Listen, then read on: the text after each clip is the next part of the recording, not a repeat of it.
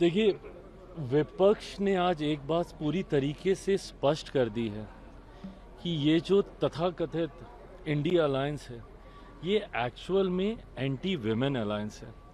और आज सभी दलों ने विपक्ष के इसमें अपनी एकजुटता दिखाकर जो इस मुहिम को चलाने का काम किया है कि कुछ हो जाए, हम महिलाओं को संसद में नहीं आने देंगे, आधी आबादी का रिप्रेजेंटेशन यहाँ पे नहीं होने देंगे। ये इनकी उस सोच को दर्शाता है। हर बार हम इसके साथ हैं, हम इसके साथ हैं। अरे प्रभु, हम लोग कह के थक गए। अगर साथ हो तो फिर साथ दो ना। आप बहाने एक के बाद एक, आज डिलिमिटेशन पे आप बहाना बना रहे हैं। मुझे नहीं लगता कि इससे बेहतर प्रस्ताव सरकार के द्वारा दिया जा सकता था। डिलिमिटेशन पे साउथ की पार्टीज को किस बात का एतराज होता था? इसी बात का ना कि सेंसस के हिसाब से हुआ, पॉपुलेशन के हिसाब से हुआ तो हमारी सीटें कम हो जाएंगी। यहाँ पे तो इक्वल डिस्ट्रीब्यूशन हो रहा है। हर राज्य की मौजूदा जितनी सीटें हैं उसका 50% हम लोग जोड़ने का काम कर रहे हैं। Equal distribution of the seats हो रहा है, जिसका जितना रिप्रेजेंटेशन आज की तारीख में संसद में है, जिस भी दल का, जिस भी राज्य का, सेम वही रिप्रेजेंटेशन डिलिमिटेशन के बाद भी होता। उसके बाद भी अगर आपको सिर्फ बहाना ही चाहिए, इससे बेहतर प्रपोजल बता दीजिए क्या मिलेगा इनको। सेंसस के हिसाब से कीजिए, सेंसस के हिसाब से कीजिए, सेंसस के हिसाब से करेंगे फिर ये लोग रोना शुरू कर देंगे कि भाई हम लोगों ने तो पॉपुलेशन कंट्रोल करके रखा, आबादी का हम लोग को नुकसान हो रहा है, ये हो रहा है। आज इतना बढ़िया मौका था, विन विन सिचुएशन थी विपक्ष के पास।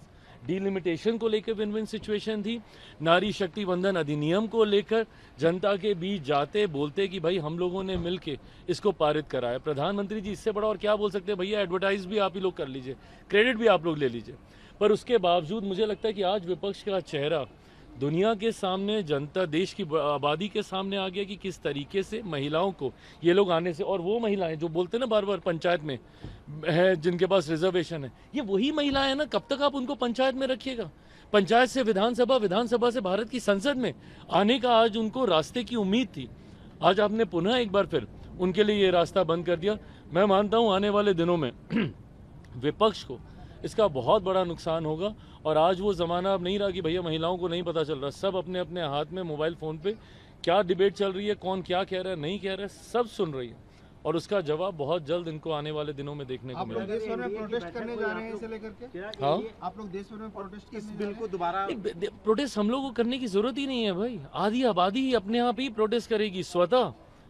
कितने ऐसे लोग हैं जो कि दशकों से, और कितना आप इसको लटका सकते हैं प्रभु? मतलब दशकों से ये लटक रहा है, बार बार आ रहा है, बार बार आप इसको रिजेक्ट कर रहे हैं।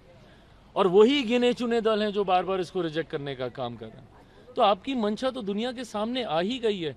जनता, आधी आबादी स्वतः इसका विरोध करेगी। हम लोग को कोई ऑफिशियल कैंपेन इसके लिए लॉन्च करने की क्या रणनीति तय हुई है? एनडीए की बैठक में कोई रणनीति इसको लेकर नहीं, बट हाँ, किस तरीके से इन लोगों ने इस चीज़ को लटकाने के लिए निरंतरता में ये लोग मेहनत किए जा रहे हैं।